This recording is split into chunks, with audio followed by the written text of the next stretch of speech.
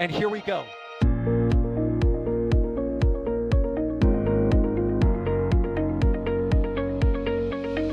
have liftoff. Propulsion continues to be normal. RCPA chamber pressure looks good. Doubling up.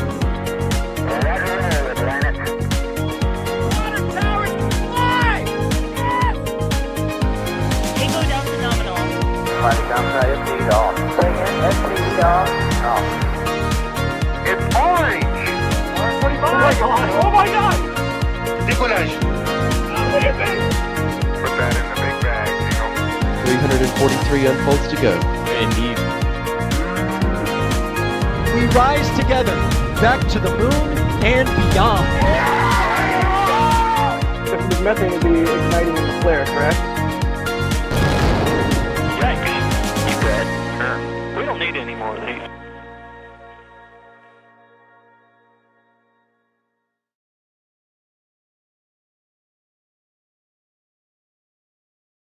Good evening, or good morning, or whatever time it is for you around the world. Welcome to another NSF live stream of a rocket launch, but this is not any rocket launch.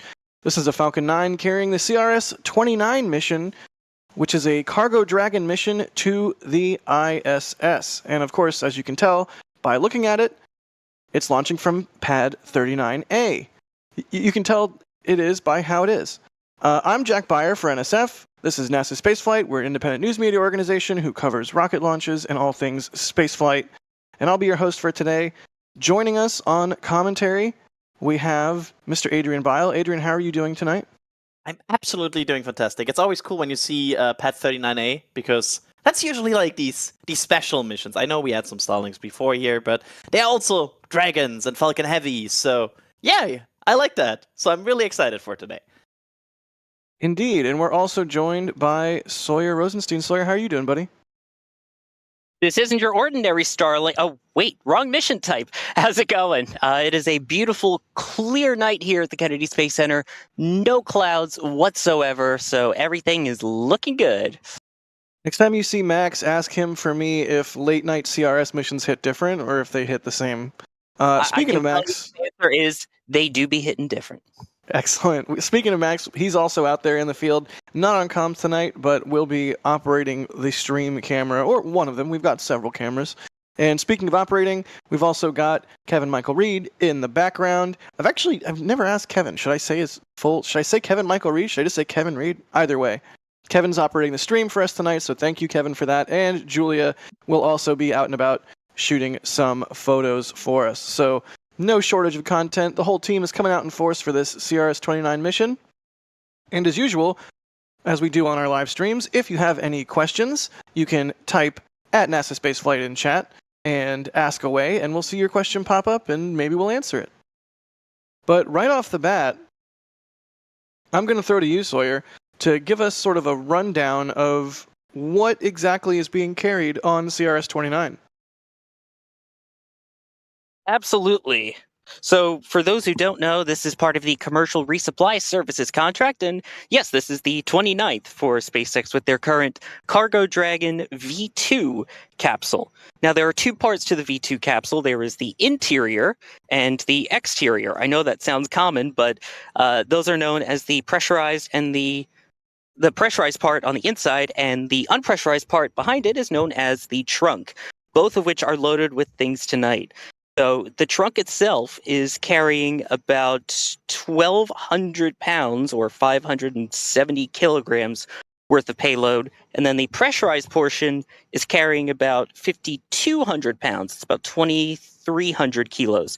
So that's more than 6,000 pounds or nearly 3,000 kilograms of different kinds of crew supplies, science investigations. There's more spacewalk equipment, both for new people that are coming up and maybe replacing tool bags that float away.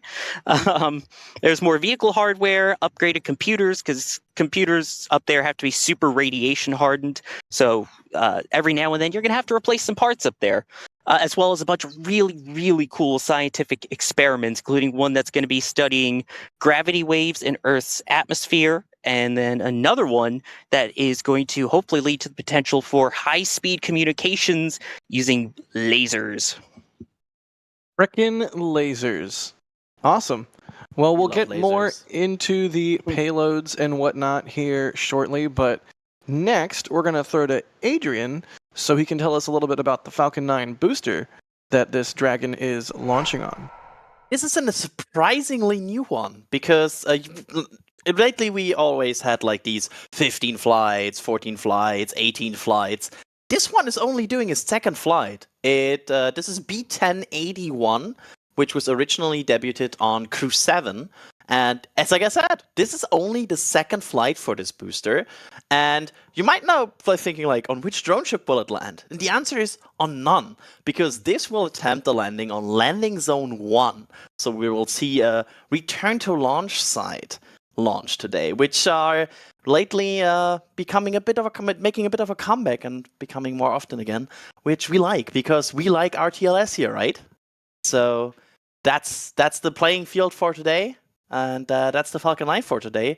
So we hope to see B1081 level up to level 2 today. Excellent. Yeah, I first off, I love that we're in a timeline where we can say, it's only its second flight. It's like, man, I love how commonplace and routine this has become with reflights, that now a second flight of a booster is like, yeah, ho-hum. That's a good sign. You like twos? What? Sawyer, what are you doing? Well, the booster isn't the only thing that's flying for a second time. Oh, Go on. The capsule itself is also flying for a second time. So for those unaware, it's not just the Crew Dragon capsules that can be reflown. It is the cargo dragons as well. And this one previously flew the CRS-29 mission. If you want the official name of it, it is C211. It doesn't get the fun, cool names like Endeavor or Endurance or anything like that. But yeah, that's a second flown booster and a second flown capsule. Nice, thanks for that. Sorry, I thought you were going to hit me with some kind of like tutu pun or something. I was about to just quit the stream. I'm glad they are also including in the name of the capsule how good it can see. It can see 211. Ah, Wow. see, look at this. Adrian made the pun on that one, not me. Wow.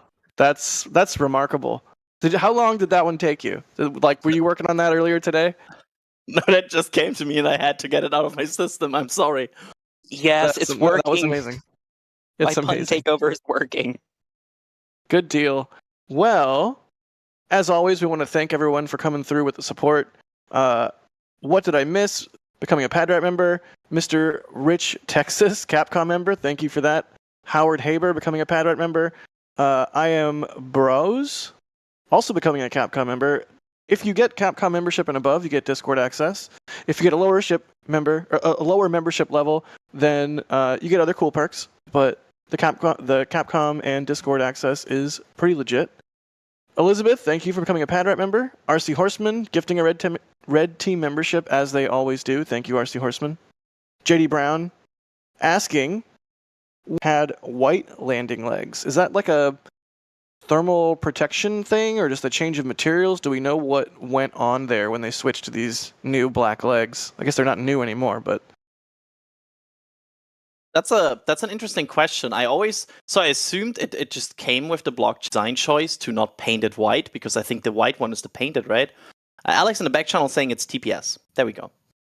Yeah, because if you think about it, think of the Falcon Heavy missions where they have that 6-hour cruise where the inner stage, which is normally black, becomes that lighter gray color.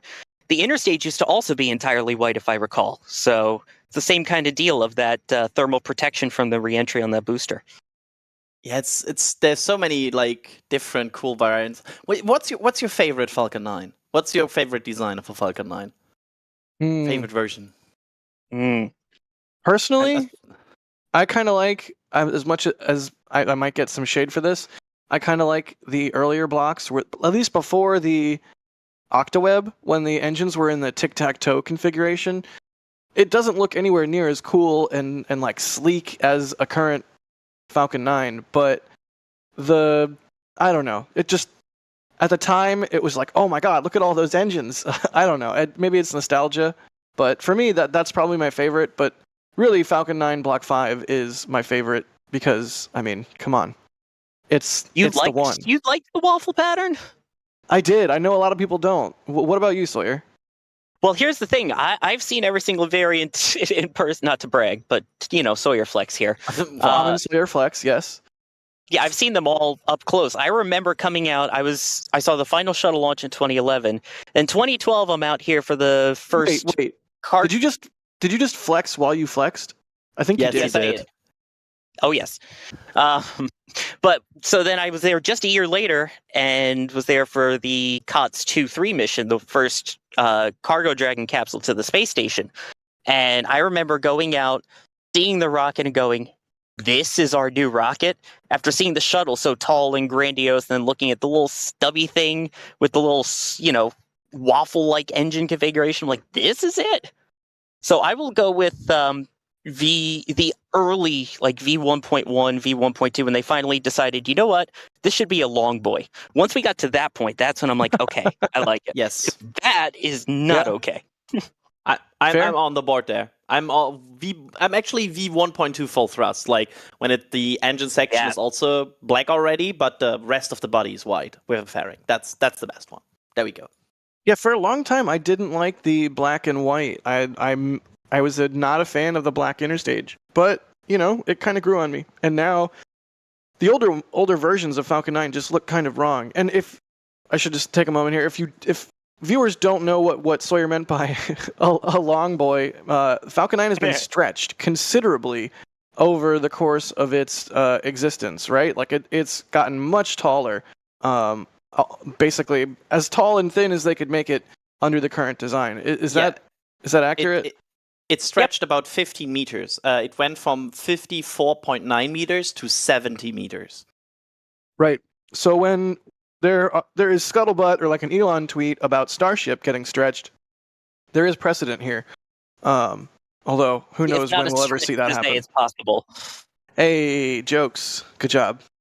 Thank you. Let's see here. Musical Wolves, thank you so much for the support. They say if you look at the arrangement cameras positioned on an iPhone Pro Max phone, the cams look like the engines of a shuttle. I was like, where is this going?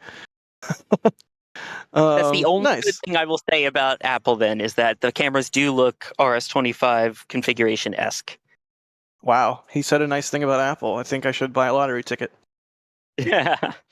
Sideshow Bob gifting a Red Team membership, thank you. Musical Wolves asking if there's bacon on board Cargo Dragon. Sawyer, you know the payloads on this mission. Please tell me we know if there's bacon or not. We don't know exactly what. It does usually come up with food supplies, and while they finally are able to grow some of their own food now aboard the ISS, they have their veggie garden. It's not super substantial, so it's nice every now and then for them to get actual fresh fruit and vegetables and things like that. So a lot of it is going to be those type of things that would otherwise be perishable. So fruits, vegetables. There is a freezer meant for science aboard Cargo Dragon, but it can at times be filled with ice cream as well. So there's a science more freezer? of those. Yes, there is. I Again, keep in mind I knew that the ice cream fact, but I still just wanted to say science freezer. Please continue.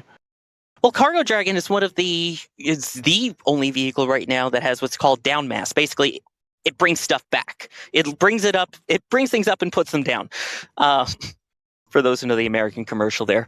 It's the only one that can bring that back. So a lot of it is biological samples. So they will keep them in deep freezers aboard the ISS. And then when they're ready to send them back, they want to still keep them preserved. So they have a science freezer that they stick them in. And the fact that now that they splash off the coast of Florida, it's so easy to then get it off of the Dragon, get it out of the freezer, and right to the scientists.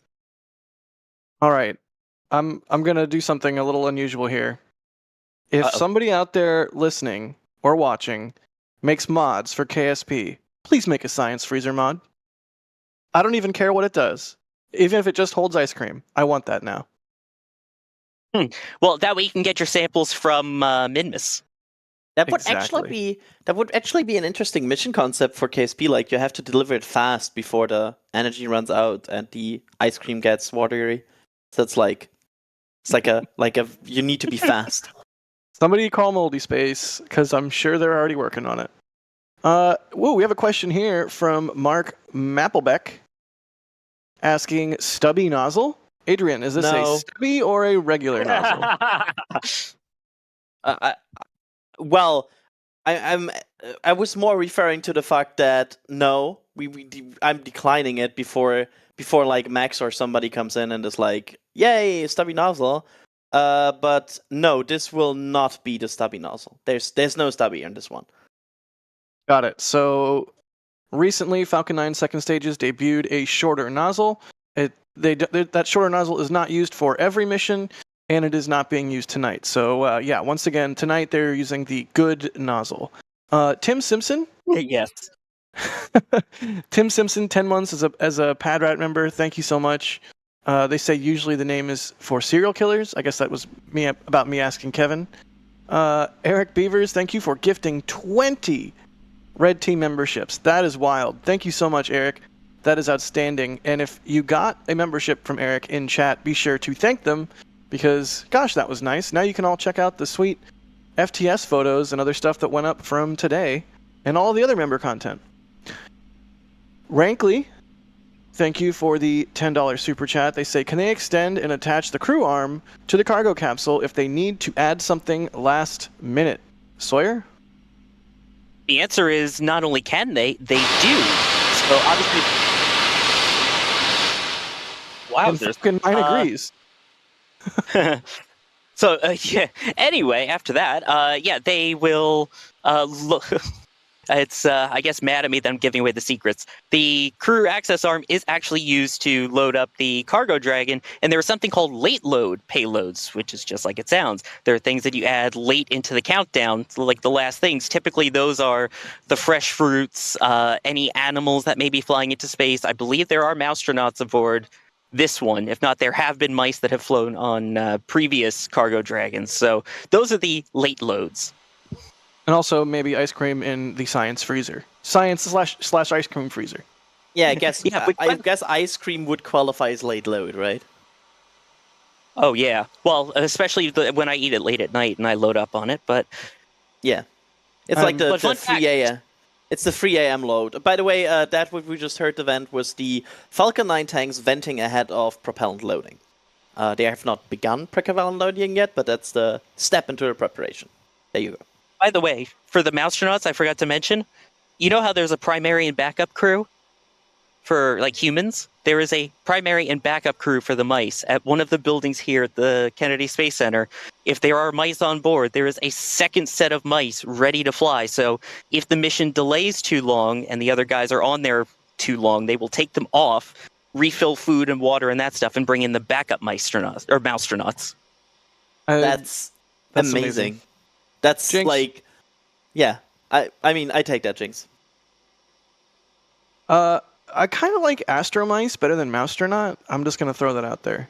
Can we make a poll? Like ice. I was going to say, make the poll. Yeah, that's Yeah, they're actually mice, right? They're not rats, because like Astro Rats would be pretty hilarious. Or Ratsternauts. Ratstronauts, yeah.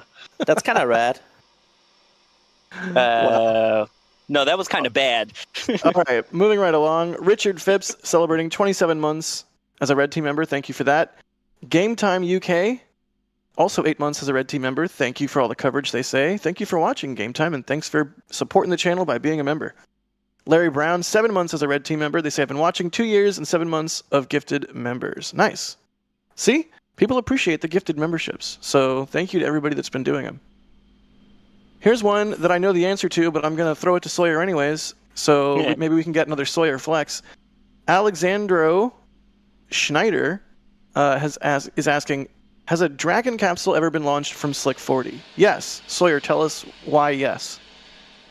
Yes. Well, a lot of it was the early on days. They would do it over at Space Launch Complex 40. So the very early first iteration cargo dragons were there. That was also well before 39A was as up and running and refined, I guess we'll say, as it is now. So I know for sure when I was here, at least CRS-8 was out there. That was also the first mission that landed successfully on a drone ship. And then eventually they did work their way over here. And for those wondering, but wait, there's no crew access arm. How did they do the late load? Well, there was actually a they would basically open up the hatch while the rocket was still horizontal before it was lifted vertical. And they had kind of the special truck that would come out. I guess almost like if you've ever seen those kind of people mover things up in the Montreal airport, Tom Scott just did a great video on it. It kind of looked like that. And they would just load it up with all the science. At one point, it looked like it had a pink band around it, but that was just loading it up and then they'd raise it vertical. Yeah, it's almost like the if you're ever at any airport and you see like the catering truck like drive up next to the plane and have the scissor lift go up and they load all the food into the plane, kind of like that. Let's see here. Keep the good questions coming. We have one here from Scott Bergdorf asking, when will this capsule return? Sawyer, how long is this capsule planned to be at the ISS?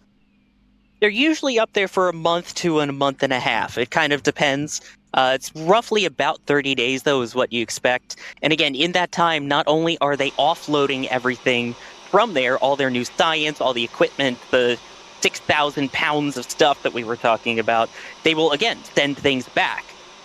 Unlike something, say, a Cygnus or a Progress, those burn up. So they will literally load them up with trash.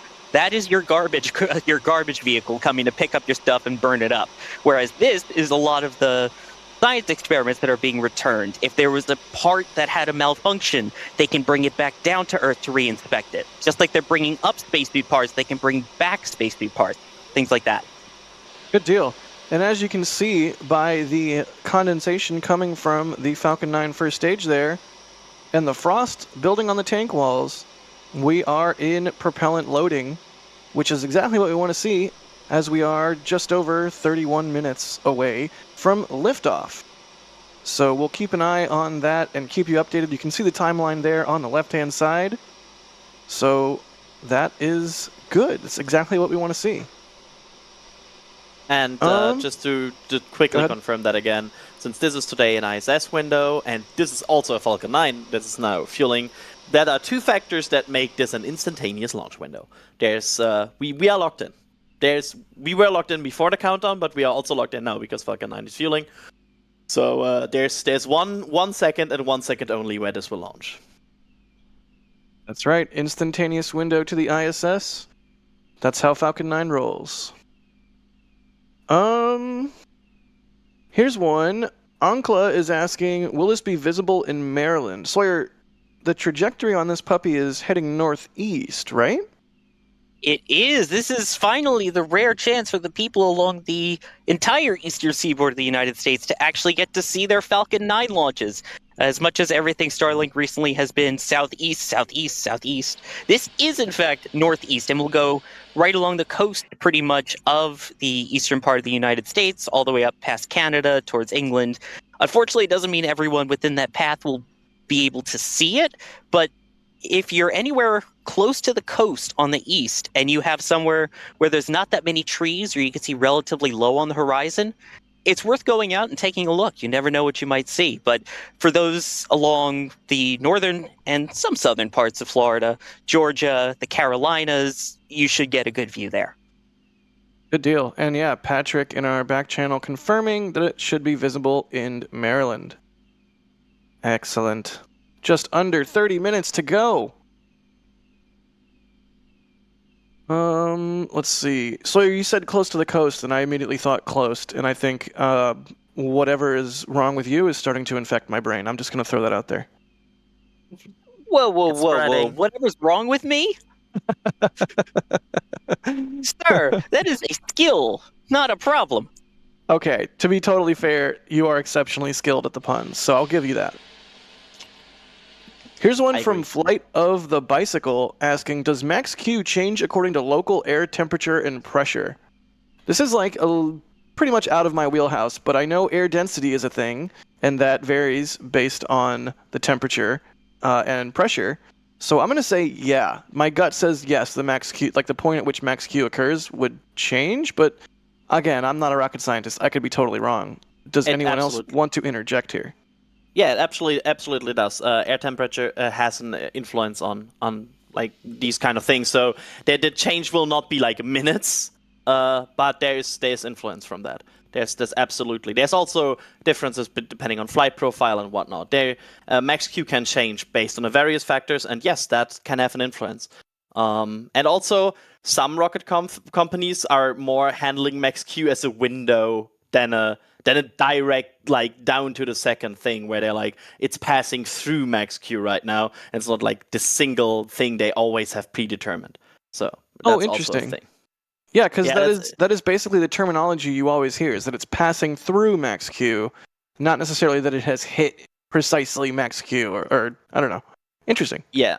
I would be very surprised if there's like some person looking at air pressure and temperature at every single second is like, it's at 1 minute 26 seconds and 0.45 or something. Like, there's always probably some variation in that. Good deal. All right, well, we're continuing to watch Falcon 9 get fueled up here as the clock is continuing ticking down. Again, a couple things to note about tonight's mission. Second flight of the booster, second flight of the capsule, ISS mission carrying cargo, and it's an RTLS. So, perhaps the best type of launch, except for a test launch, because we all love those here. But RTLSs are great, because once the rocket launches and goes away, that's not the entire experience. And also, part of it comes back, of course. So that is something to watch out for as we get into launch tonight. But hopefully we don't have any issues and we get there and we get to see a cool booster come back and land just a few miles away from where it took off. Yep. Here's one I'm going to throw to you, Adrian. Randall is asking, thanks for the coverage you guys give of all the different launches. Any updates on Starship? Adrian, go. Quick update is that I will make this as quick as possible because Dragon. Quick update is that SpaceX has started to work on both FTSs today and apparently has started to install chargers. We do not exactly know if the pins are completely pulled and everything, but as of now, Starship still lacks the regulatory approval from the FAA and Fish and Wildlife Service. So as of now, we still don't have a firm date that Starship targets, and we are awaiting regulatory updates. Is that a quick update? Yeah, that was a quick update. Thank you. Let's see. Michael Sitan, thank you for the support. They're asking, oh no, not support, but thank you for the question. They say, are there any publicly available photos or videos of the Mousternauts? They want to see the Mousternauts. Sawyer? Are you aware of any? I'm sure it's like with a quick Google of Mousternaut. I mean, there's got to be something to pop up, huh? Google search, YouTube searches, yes. There have been multiple missions of mice to space. In fact, there's a good chance that most small animals have been into space at some point. We're talking small, like insects or rodents, that kind of stuff. Nice. Seeing spiders try to weave a web in space is actually really, really cool. Since we are talking so much about mouse on flights, are we aware of like animal payloads on this flight? I haven't seen the exact full manifest, but from my understanding, I believe there might be. But again, I can't 100% say I haven't seen the full exact manifest. There we go. Just curious. Good deal. New Normac is asking, any jellyfish chances? I suspect not. Is that correct, Sawyer? It's a little bit too late for that, right? Yeah. Again, the fact that we are now in Eastern Standard Time as opposed to daylight time, it gets earlier. It gets darker a lot earlier. So the sun kind of set about 2.5 hours ago, so it'll be 3 hours by the time we lift off. So if there is one, it's going to be very faint. Our cameras might have a better view of it than we will with the naked eye, but not as strong of a chance. And also, I haven't seen the moon rise super high yet either. Gotcha. Yeah, the moon jelly is also kind of a fun thing, but unfortunately, it kind of needs to be risen for that. Rose? It kind of needs to have rose. I don't. Wait. I don't. This one goes. This one goes up north, right? Yes, this is a northeastern trajectory. I'm right now thinking, oh no, it's cloudy here. Never mind. I looked out of the window. Because sometimes, that's the thing. Sometimes if they go north, there's a chance it is visible over Europe. What's interesting with this one is those of you that are in the other side of the world, normally it's around South Africa that gets the burnt up second stage, so you kind of get to see the second stage re-enter.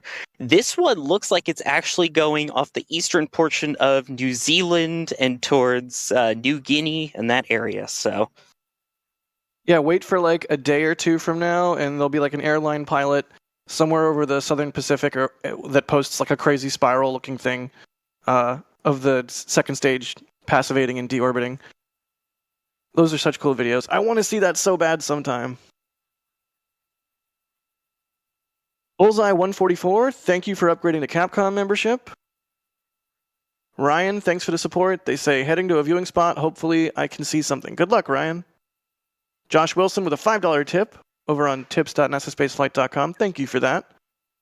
They say, why no in-flight abort for the Cargo Dragon? I'd imagine it would be worth saving the capsule and cargo inside if possible. So, unlike Crew Dragon, Cargo Dragon does not have the Super Draco thrusters and the abort system, right, Sawyer? right, and especially the main thing I think with those Super Dracos is the ability to use those on the pad in the event that something goes wrong to pull the crew away super quickly and save them. It is worth noting there is still a parachute system. It is basically the exact same re-entry system as you have for the Crew Dragon. You just don't have any meat bags that you need to keep alive inside. So at that point, there is still some capability, but it's less of a concern than saving the lives of people. Got it. Oh, the poor Moustronauts.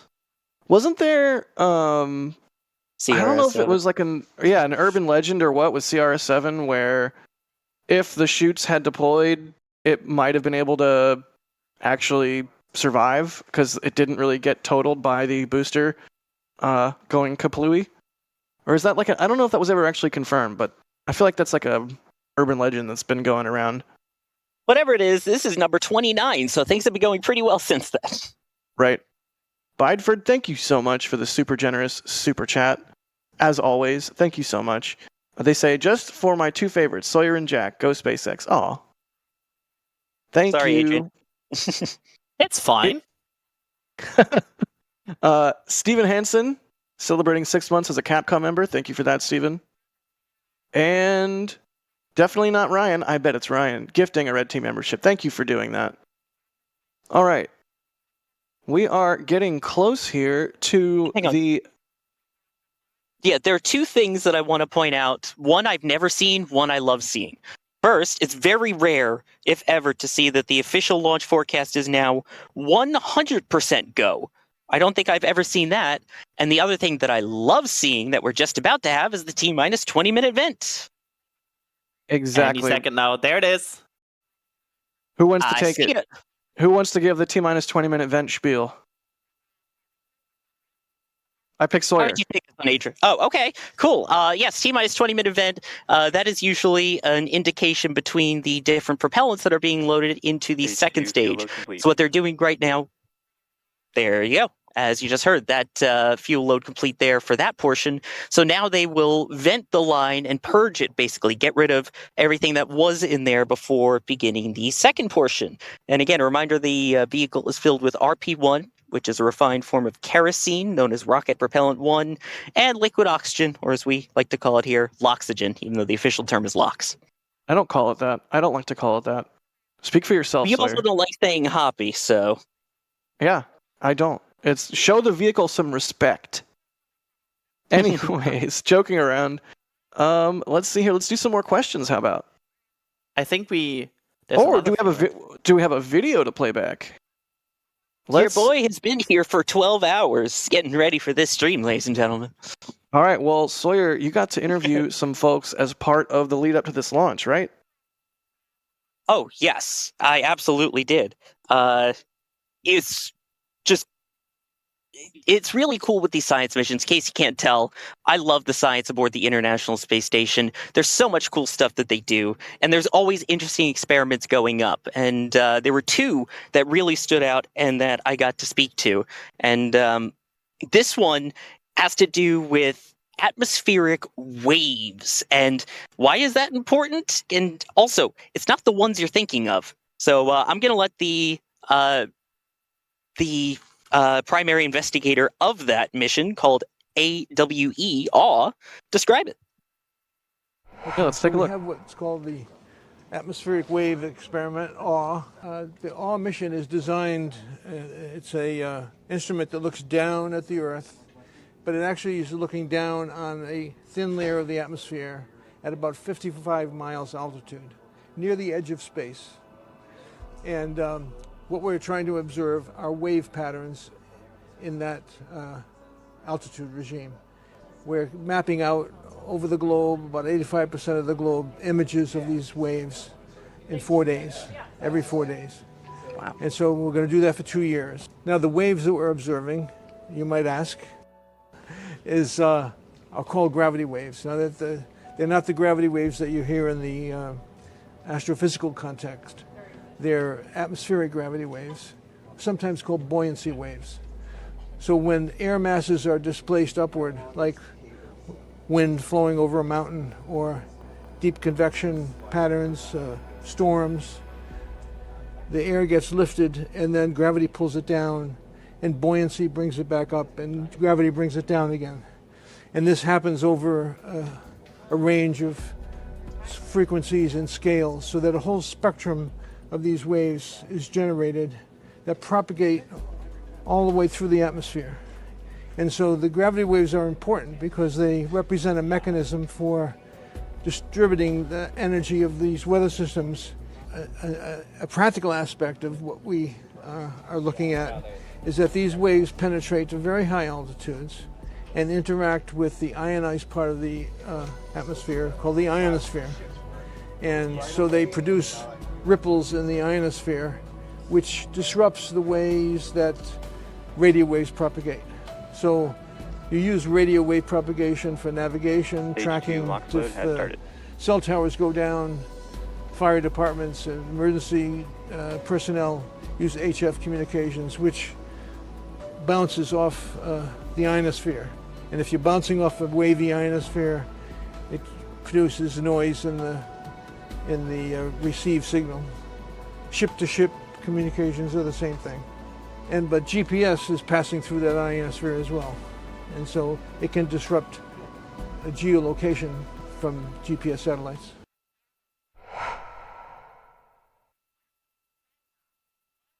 All right, that was awesome. Way to go, Sawyer. Yeah. Well, thank you. Yeah, he's very interesting. And again, you don't really think that those little cool waves in the clouds actually impact how your GPS works. And he was saying that the ultimate goal with this is a couple of years from now to look at it, since this is just a preliminary study, and eventually be able to go, okay, when this satellite flies over, because there was a big storm, because there was a tornado or something, you can expect interruptions in your GPS and try and prepare people ahead of time. Amazing. Amazing. All the things that we can do with spacecraft and all the science that can be done with the ISS. Hooray! A perfect example right there. All right, let's move right along. You might have heard during that video playback that Stage 2 LOX load has begun, which is excellent because that's right on schedule. And we're just under 15 minutes away from liftoff of good old Falcon 9 here. Which booster was it again, Adrian? 1080? It's 81. Aha, 1081. Thank you. We are approaching the time when there might not be no longer 2 digits, but 3 digits. Yeah, we're going to have to start saying 11, whatever the other numbers are. Yeah. That's going to be a new era. B1100 at some point. Good deal. 1100. Yep. Let's see. We asked the No Dracos question. Pico Planet Developing is asking, this is like an Alex question. They're asking, how much gross mass does Falcon lift on average CRS missions? It's always somewhere around 6 or 7 tons, right, Sawyer? I'm going to stall for a few moments here while Alex types in the back channel. Thanks for throwing it to me during the stall. But yeah, basically, again, it's the 6,000 pounds or so that you get. That's the actual stuff that's brought up. But this is pretty much the exact same capsule as you see with Crew. In fact, for the most part, between missions, they can be interchanged between a cargo dragon and a crew dragon. We haven't seen that yet, and there hasn't really been a need to, from my understanding. But they're basically the same shell. It's just one has life support systems and seats, and the other has ice cream freezers. And I mean science freezers, sorry. Yeah, that would be really interesting to see someday. I guess obviously they'd have to install the Super Dracos and all of that, but it doesn't seem entirely infeasible. What a That was hard kind of pick the for the point, was to make- astronauts, but that's like the hardest pick ever for the astronauts. It's like life support or ice cream. Ooh. I pick ice cream. It's a classic cake or death scenario. Yeah, it's like worth it, and you sit on the ice cream capsule. Eric Beavers, thank you so much for the super chat. They say the membership photos and extra content is really worth the price of admission. It's almost every day you guys send that stuff. Makes looking at my email much more enjoyable. Cheers to you dorks. Keep it up. Thank you so much, Eric. Very kind words, and we're glad you enjoy all the content we're putting out. And maybe if you bug Crispy enough, I did 2 interviews today, both of which were about 10 minutes long. And as you can see, we can't play the whole thing on stream. So maybe if you bug him enough and say, please, Chris, we want to see Sawyer's full interviews, maybe he'll put them for members. I think that'd be cool. But yes, members get all kinds of stuff, including loads of photos. Today, for example, I tweeted 3 photos of the FTS install on Starship and Booster, but a whole bunch more photos exist for members. So that's the thing. Speaking of members, Jay LaRose, becoming a Red Team member, thank you for that. Adrian, can you say this last name? You're going to say it better than me. Beiswenger. Beiswenger, I love it. Thank you.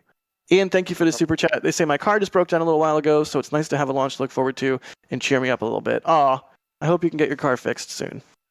Yeah. Mark Mapplebeck, that's just a fun name to say. Thanks for the super chat. They say moon cheese fun for Astromice.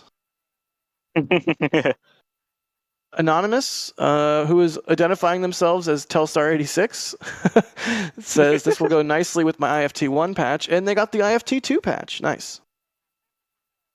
All right, we're coming up on T-minus 11 minutes.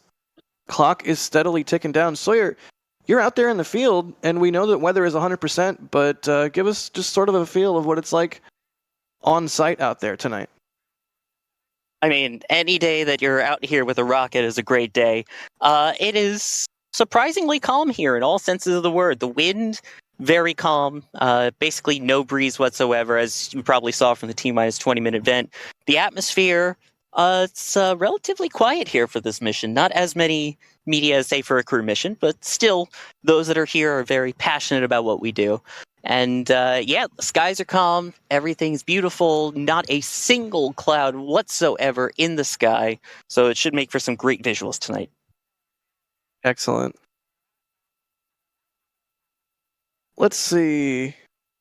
Adrian, this one's for you. Michael is asking, how many Falcon 9 boosters are currently in service? Oh, that's a super interesting question, because I think there's some that are, well, always a bit longer out of the rotation. Right. So it's kind of hard to quantify what is in service, because we don't really get numbers from SpaceX where it's like, okay, hey guys, we're retiring this booster, or we might fly it one more time, but it won't be for a while. So it is kind of tricky, right? I think it's, if I recall correctly, it's about 15. I think that was the in that area, but it's the problem is always what still counts as an active booster? At what point you're since if it doesn't fly for half a year, is it still active? We don't know. It might at some point return. So we just don't know. All right then. LSR, what's up, LSR? They're saying, is there any new information about the mythical vertical access tower that they were supposed to be building at 39A for Falcon 9? Sawyer, any indication on what's going on with that? The vertical integration structure or whatever it is? It was discussed for potential other Department of Defense missions. I haven't heard anything about it, so I'm going to go ahead and say I'm not entirely sure if there's any updates on it.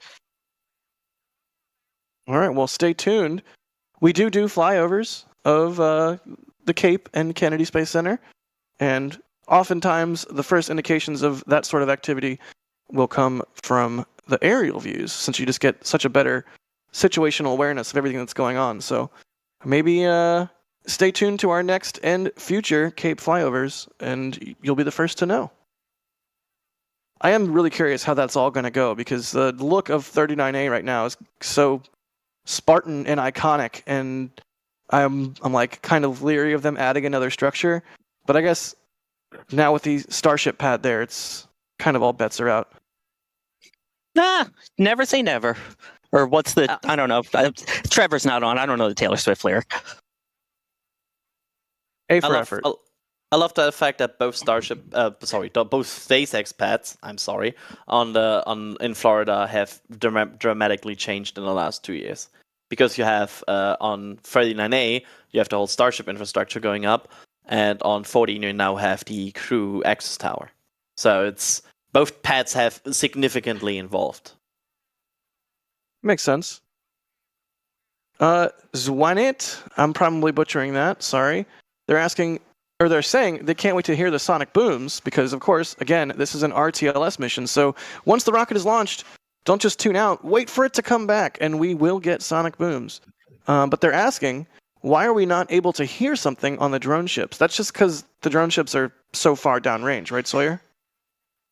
Exactly. They are really far downrange. If you were, say, in one of the recovery ships that happened to be nearby, you would certainly hear those sonic booms. But with 600 kilometers distance, sometimes you can be 30, 40 kilometers away and not hear the sonic booms. Alrighty then. Sorry, I believe I spoke over them saying engine chill has started. Excellent. Yet another step in the timeline checked off, as we're just over 6.5 minutes to go. Again, it's an instantaneous window. So should anything happen, it will be not going to space today, but so far everything is looking good, weather's looking good, and we just wait for that clock to continue ticking down. I gotta say, that engine chill, man, there we go, and stage 1 is fully fueled, but it's also super important so that when you get all of that stuff into it, you don't get that crazy thermal shock as you've got propellants and flames and everything running through it. It's also important to make sure you don't get thermal shock, and make sure you have a knit sweater or knit beanie from shop.nasaspaceplayt.com. Oh, that's right, we do have a whole bunch of new, actually knitted Christmas sweaters and apparel.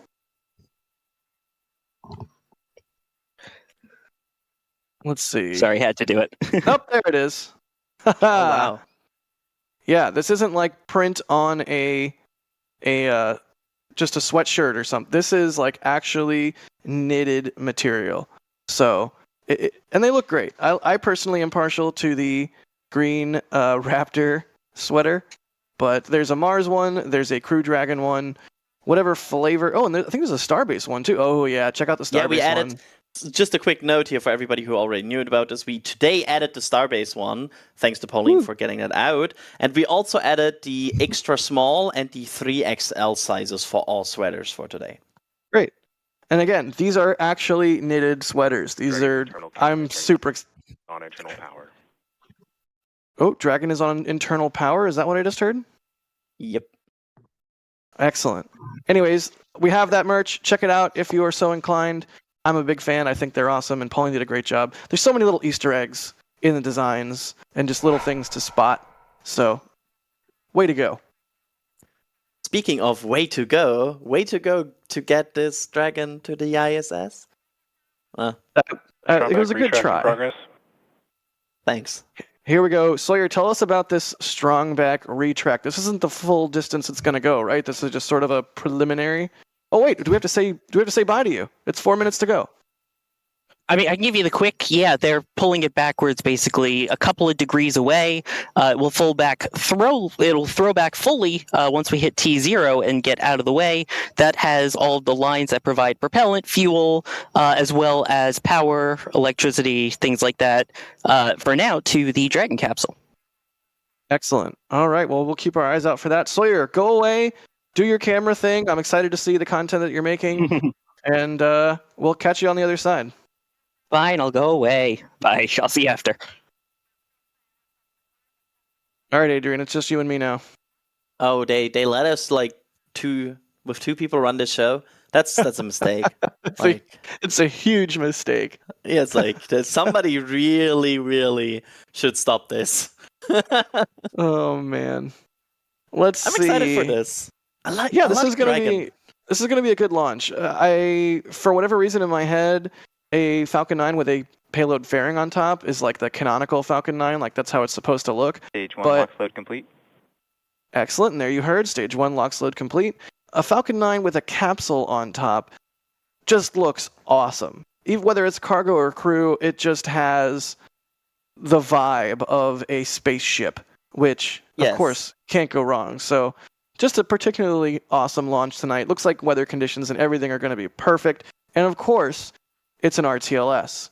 So in just a few minutes after launch, we will see that Falcon 9 first stage, B-1081, B-1081, come back and land at Cape Canaveral Space Force Station, just next door to Pad 39A. So that And comes with sonic booms. It comes with vehicle assembly building squeals. Like this is going to be a good one. I hope y'all are as excited as we are.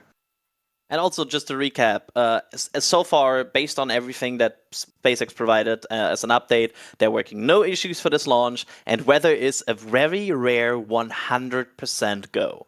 So, everything looks good here.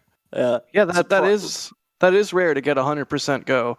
But speaking of looking good, I do believe we're about to get that Stage 2, T-minus complete. 2-minute vent, which... Also, the water tower overflow.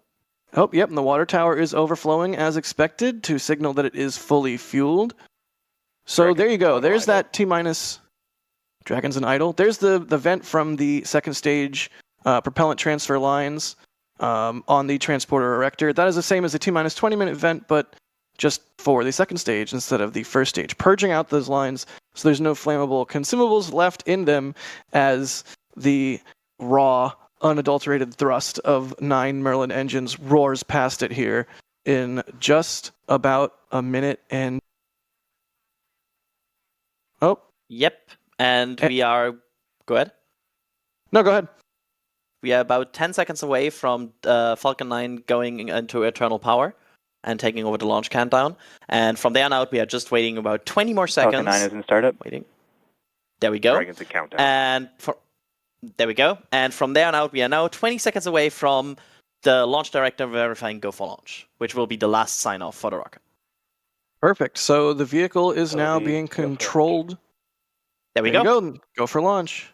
Falcon 9's own computers are controlling things from the T-minus 1 minute mark on. And so as we hit 30 seconds, it is all on B-1081 to get CRS-29 lifted off the pad here. And as a reminder, we will go silent for liftoff. It'll take a moment for the sound to hit our cameras, but we'll give you that sweet Raptor. I watch too much Starship streams. We'll give you the Merlin crackle unadulterated. So here Here we comes go. the deluge. T-minus 10. You can see the deluge is active. 5, Yep. 4, Watch for the green flash. 2, 1. There it is. Ignition. Liftoff.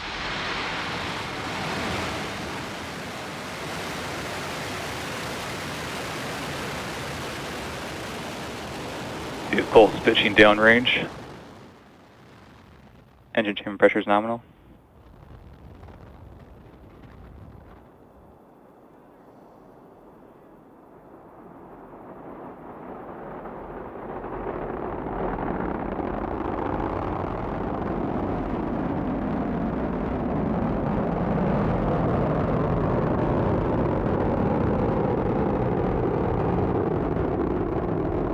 Nominal power and telemetry.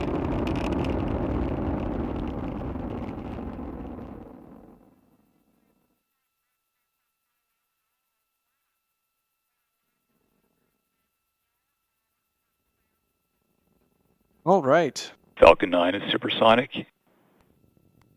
And we are approaching the max Q area of Falcon 9, which is at 1 minute and 12 seconds.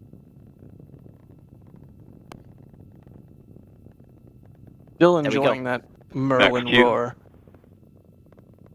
There we are. Maximum peak mechanical stress on the rocket right now.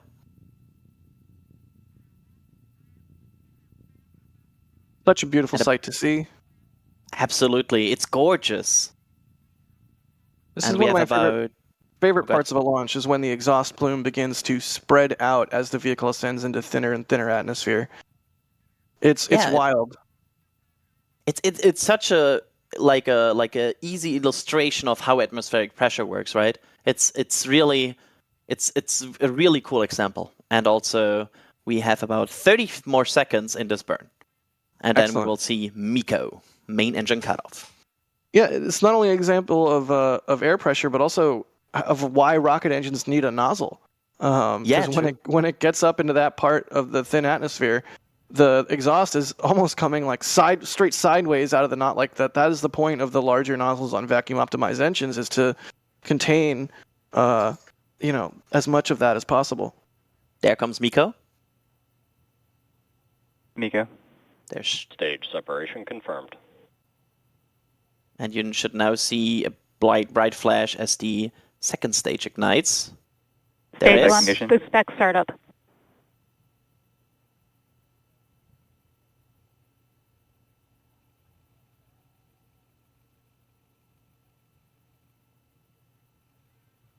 Look Oh. at that.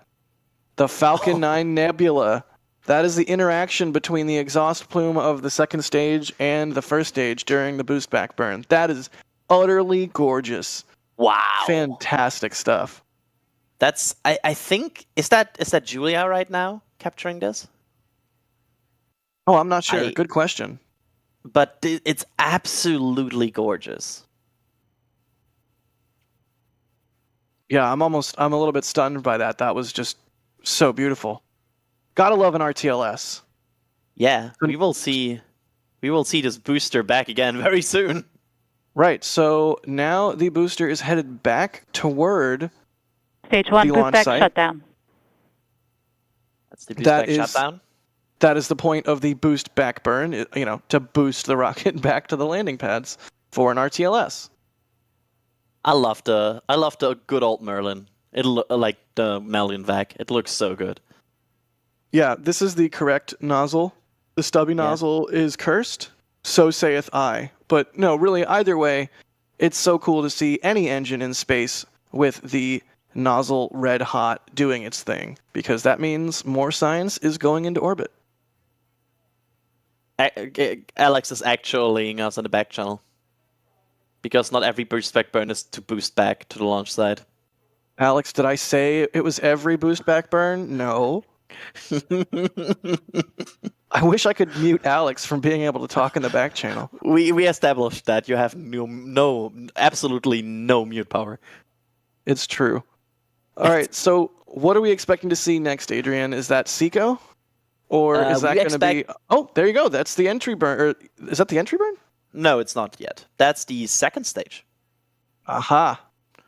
The entry burn starts at 6 minutes and 10 seconds, where the Falcon 9 booster will try to slow itself Vehicles down are on a nominal bit more. trajectory. There we go. That's also what we want to hear. And basically protect itself against the heat re-entry heating and the stress that it would experience during high-speed re-entry. So it will slow itself down.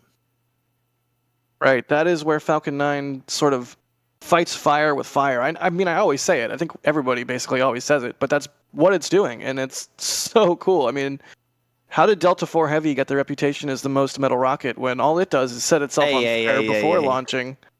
Falcon 9 protects itself with fire. No. We are not slandering Delta IV Heavy here. I knew that would get a rise out of you. No. We are not doing that. I 110% knew that would get a rise out of you. Thank you for confirming my suspicions. Yeah, absolutely. It's only one more flight. Until then, I will stand Delta IV Heavy. Excellent. So next up is going to be entry burn, and you can see the telemetry there on the bottom left for the booster, and the telemetry for the second stage on the bottom right. And it's just always fun to note how the booster is currently falling back to Earth and accelerating And before it hits that denser part of the atmosphere, or basically right as it would, they will ignite those engines on Falcon 9, and you'll see that velocity just immediately start to scrub off. Here we go. Let's watch that. There it is. Oh, ho, ho, ho. And we got a shot of it coming back in. Beautiful. Stage 1, entry burn And shutdown. Everything looked good there, so now Falcon 9 B1081 will gather speed again, but then it'll hit the slower part of the atmosphere and really, really begin to slow down. You can see the space Meanwhile- coast there on the shot. Stage 1, FTS Yeah, is saved. That's really cool. FTS Vehicles safe on continue stage to follow 1. nominal trajectory. Oh, are they not losing signal here? Like, that's keeping up so far. Oh man, I almost wish this was a daytime launch because this would be even more insane with this view as it comes back in Stage on the 1 left-hand side there. Yeah, it's through the plasma part. They're not cutting out. Let's listen for these sonic booms. Oh yeah.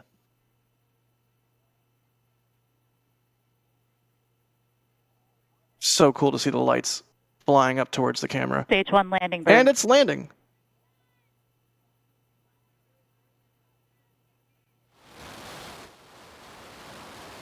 Stage 1 landing leg deploy.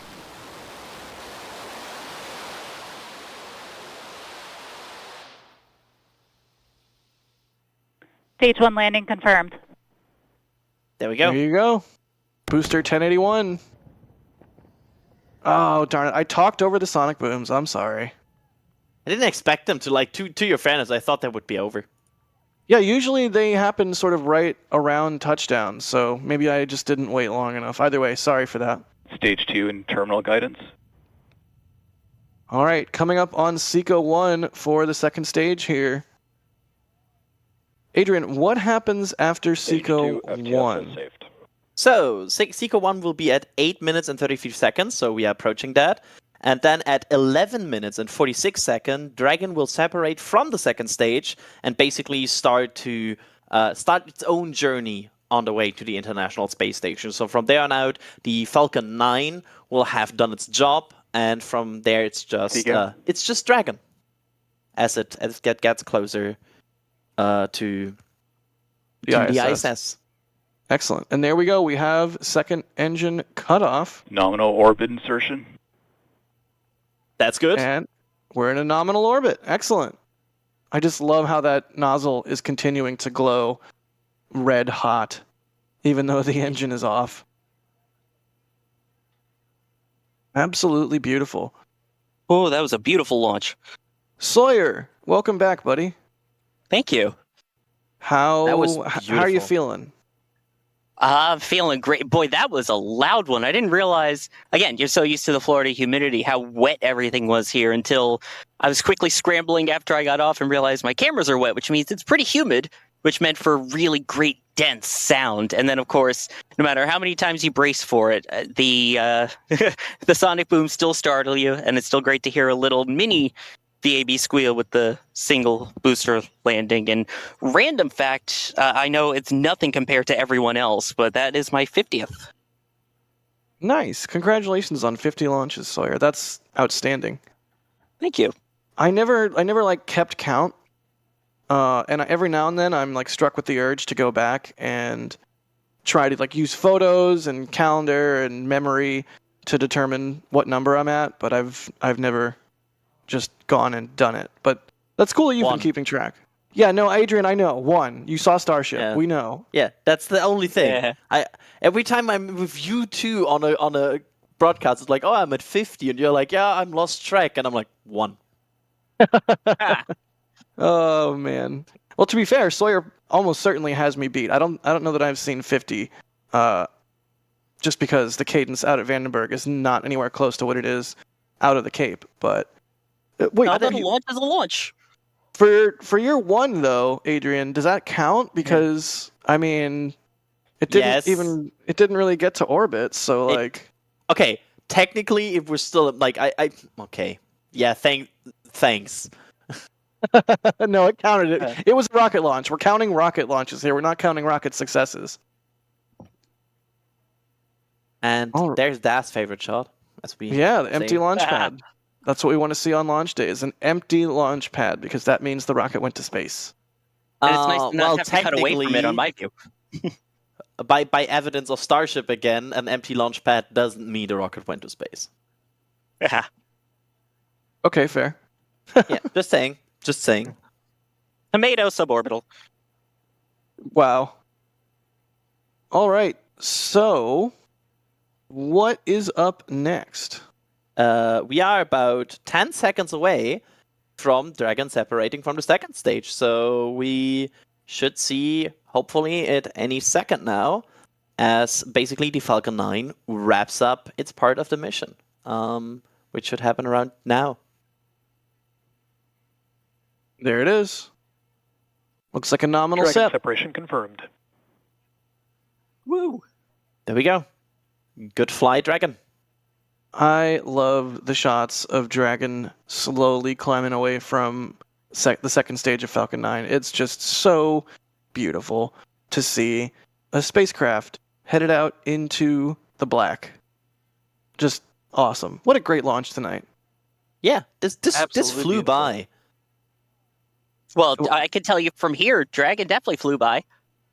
I was waiting for it. I was kind of wait. setting it up. I was like, No, it was literally like a pass.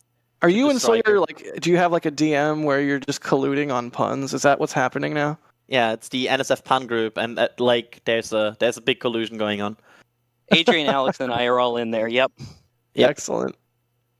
I do want to thank a bunch of people for the support, because we did get a little bit behind there with launch happening. Let's see. John Clark, thank you for the super chat. They say, remember, John, Glenn, and Mercury, this still makes my day. Saw Gemini/Titan 8 in 66. By the way, or BTY? What is BTY? Either way, Frank Borman of Apollo 8 died today at 95. Oh, that's a shame. Yes, he did. We've had, unfortunately, two recently, both Ken T.K. Mattingly and now Frank Borman, Apollo 16 and Apollo 8, respectively. Stupid arrow of time. Rick, Yeah. thank you for the super chat and the kind words. Mr. ACP, thank you for the super chat. They say, what about Ontario, just north of Toronto? Will I be able to see it now or ever? Thank you for your awesome show. Thanks for the kind words. Hopefully, you did see it. Sorry we were a little bit late on that one. Bloodhound09, thank you for the super chat. They say, my first RTLS launch in person. Oh, these make me excited. I hope everyone that was out there and got to see it really enjoyed it. I hope so, too. Again, like I said, it may be my 50th, but I still remember my first so clearly. So I hope for your first RTLS, it was beyond memorable. Nice. Moldy Space, one of the best people on the planet. Moldy Space gifting, or no, super chatting, thank you. They say, are there mice on this flight and I wasn't invited? I'm outraged, right? Because right. Angry American, thank you so much. They say launch challenge 50% like watch by T-5 free get. I don't know what that means, but thank you for the support. Shirley, thank you so much. They say thank you, Elon Musk. John, Adrian, say this person's name. Let me see. Depker. John Depker? John Depker, yeah. Yeah. Thank Depker. you for the support, as always, and gifting 5 Red Team memberships. Very kind of you. We pronounced your name correctly this time. Just for you. Michael McMasters becoming a PadRat member. Jason Simpson becoming a PadRat member. SN15, the best ship ever. 23 months as a Red Team member. Thank you for that. Apocalypse Cow gifting 10 Red Team memberships. Mr. ACP1911 with a 2-month Red Team member milestone. Asking again about seeing it fly over Ontario. You know what? I hope you went outside and I hope you saw something. We were talking earlier about it being visible in Maryland, but Ontario's pretty far up there, so I'm not sure. That would be right around Miko, that area, so. Interesting. Stephen Hansen gifting a Red Team membership. Peter Thompson with a super chat. Thank you. And thank you for the kind words. A good luck marshmallow for CRS-29. Well, the good luck marshmallow worked because we're in a nominal orbit. And hopefully it will come back as a marshmallow that looks good as well. Nice. They do come back to marshmallows. Yeah, they really look like a perfectly toasted marshmallow, right? It's Yes, the thing. Absolutely. How has nobody made dragon-shaped marshmallows for toasting? No, we won't add dragon-shaped marshmallows to the store. Please. Darn it!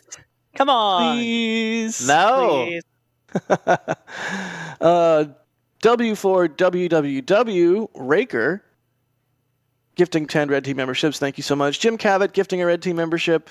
Raker again with a $50 super chat. Thank you so much. They say bacon in space. Nice. Peter Wine, thank you. Thomas Anfang, thank you for 25 months as a PadRat member. They say, this is fire. Pad 39A probably. Daniel, thank you for the super chat. Angry American, thank you so much. And Earth 2 Orbit, becoming a Capcom member. Once again, thank you to all of our members. We couldn't do what we do without you. And at Capcom level and above, you get Discord access. So pop into the Discord and say hey. Wow, that was a lot of support. Thank you, everybody, so much. Absolutely amazing. I say it all the time, but it's the absolute truth. We could not do what we do without y'all. And it's just so cool that we get to bring rocket launches to everybody around the world with this like massively distributed support network. I don't even know what to call it. But I'm babbling. Let's look at a really cool picture that Max shot. I almost called it a mixture. A maxture? The Maxture. I think a Maxture, that's the thing now. To the max. Nice. Wow. So this shows Falcon 9 first stage engine cutoff, second stage ignition and burn, and it also shows the boost back as well. What a cool image. That's a really awesome shot. I know Max was talking to me beforehand about getting that set up, and it was executed perfectly. Is this the are we about to see the nose cone opening up? Yeah, I believe think so. That's usually we are. about 6 minutes after. Are these the Excellent. hooks there? Or like these are the connector that are? I think these are the hooks that we are seeing right now, right? Yeah, you can see some sort of look like a fastener of some type inside that ring there, as the nose cone opens up to reveal the docking adapter. It's like this very advanced quiz for like Dragon fans. Like, which part of Dragon are you seeing right now? Yeah. Alex would win. Oh, We need the 2001 well. Space Odyssey music right now, though. Oh yeah. Although, if I may be an old man for a moment, kids these days don't have an attention span for that. I mean, but the music frankly, fits so perfectly with this view right now. Think about it. It's Just true. play it in your head or pull it up on Spotify while you're watching this and tell me it doesn't fit. It absolutely fits. And what I was going to say is, to be fair, Oh, it's happening It again. doesn't work as well with the theme. it's too jazzy. It needs to be slower. Maybe a stem, but not this. These are the hooks. Alex is telling me. Yes. All right, good And deal. this is space, right? This appears to be the unforgiving black void we know as space. Yes. I thought by the way, for this the is- moment, but by the way, that was an Oscar outro again, because at one point, Please no. By the way, if I could just get actual serious here for a second. This is super, super important that nose cone opens. It may not seem like a big deal because, yes, the docking adapter, but it's not just the docking adapter. That has your forward-facing thrusters that helps with rendezvous. That has the communications that it uses for the autonomous docking between Cargo Dragon and the ISS. It's not grappled and then attached. It autonomously docks, and all of that important software and cameras and reading and everything it needs is inside that nose cone. So that is super critical. So that's why it's really exciting to see that open and not just to any theme music. Yeah, that would be a serious bummer if you did all the work to get Cargo Dragon into orbit and then the nose cone didn't open.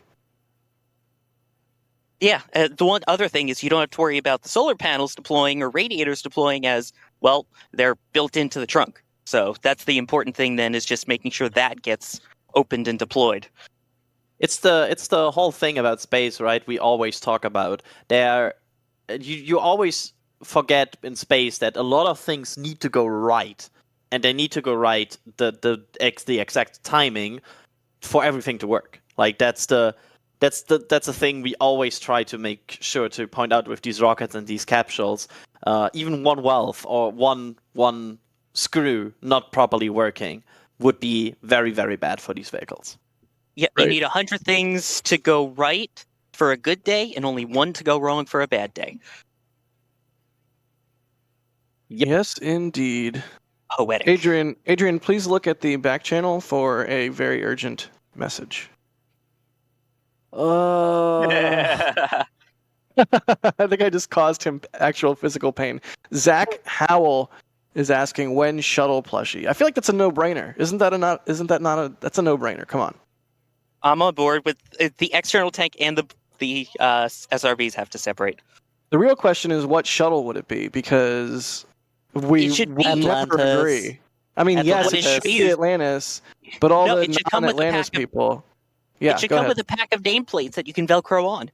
Yeah, no, a little Velcro strip, and then you get all of the different nameplates, so you can. Yes. Yeah, no, that's the best idea. Yeah, sure. Thank you, Let's sir. make this design even more complicated. That's gonna make it easy. Oh, By the also, way, it's. Go ahead. no, I was saying Alex pointing out that Dragon uses there's the different cameras. There's the infrared. There's also the LiDAR, which uses laser for communications in terms of figuring out distance and position to center, which laser communications is something that is actually being featured on this mission. I do want to point out. It is, and I always have to make sure I say it right, it's called ILLUMA-T. It has nothing to do with an organization with triangles and eyes. It's called ILLUMA-T that's going to be studying that. Just want to point that out. All right, noted. Let's see here. Especially because I got to talk to the guy earlier, and the work that they're doing with lasers is so cool. Sorry. A frickin' spacecraft with a frickin' laser beam on its head. Is that so much to ask for? Well, actually, it's not so much. I feel like something is going over my head right now. It's it is. It's a Austin movie Powers. reference there. I watched Austin Powers, but I forgot about that. Also, it's Dragon because it's in orbit. It's also going over your head. So, but yeah, I do got to say the experiment. Again, I talked to him for about 10 minutes, and he's really cool talking about the things they're doing. They have a satellite already in orbit that they're using for testing, and the plan is to install this on the outside of the ISS, and then bounce it off of it, and then use that to test the speed of being able to get data back and things like that. At some point, it'd be cool if we could show it, but I know we've got a lot going on in the back channel. Yeah, for sure. Either way, hopefully we can get that up for members or in some form or another, because that is super cool. And people always ask, I'm sure if you're a rocket fan, you have been asked by somebody at some point, like, yeah, but why are we going to space? And it's like, well, this is doing things like this, gathering science and improving life on Earth from orbit is the whole idea here. We have a replay of landing. Let's check this replay out. Swish.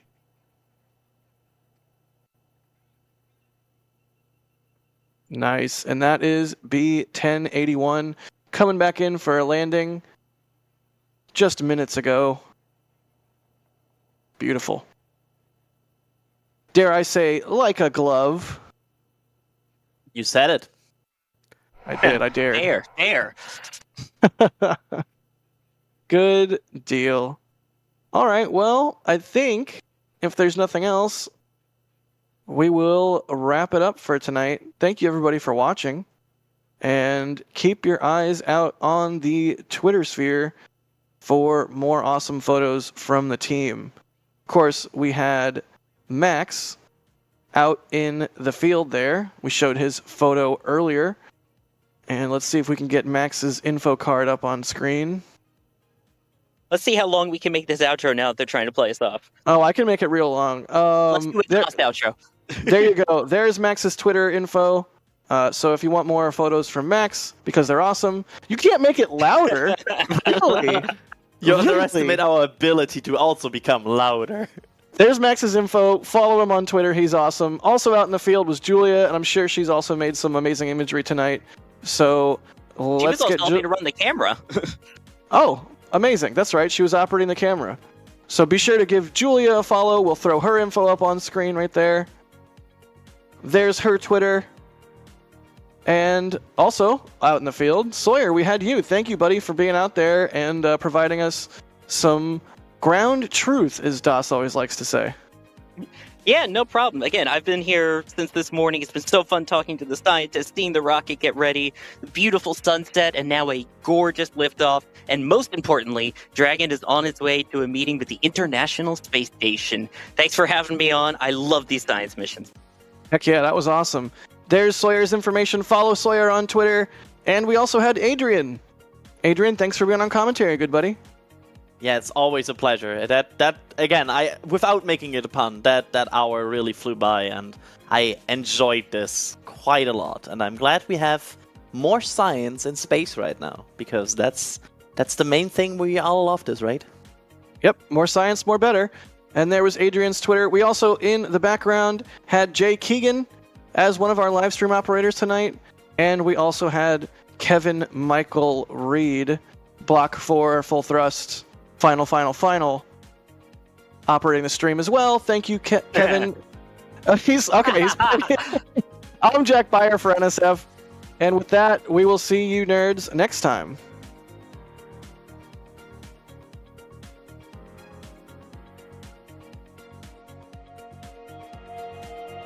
And here we go.